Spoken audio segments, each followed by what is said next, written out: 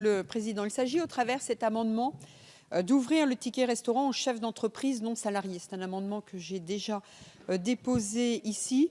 Rappeler que le titre restaurant, c'est un symbole de dialogue social entre salariés et employeurs. C'est un dispositif qui fonctionne bien, qui est un véritable moteur de l'économie et de l'emploi grâce à son effet multiplicateur. En effet, 23 bénéficiaires supplémentaires correspondent aujourd'hui à un emploi créé dans le secteur de la restauration. Par le régime fiscal favorable qui est accordé au dispositif, l'État amorce un cercle vertueux, d'autant plus que les recettes supplémentaires pour l'État, comme pour les régimes spéciaux, sont évaluées à 870 millions d'euros nets par an. Donc c'est un chiffre quand même assez conséquent. Or, l'évolution des formes sociales que prend le travail remet en cause la couverture de cet avantage socio-économique qui fête ses 50 ans à l'automne 2017.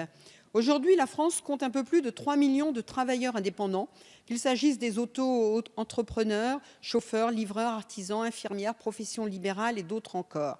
L'actualité montre que leur nombre est amené à augmenter. Or, ces moteurs de la population active n'ont pas aujourd'hui accès au titre restaurant, contrairement aux salariés, aux agents du public, car ils n'ont pas, par définition, le statut de salarié.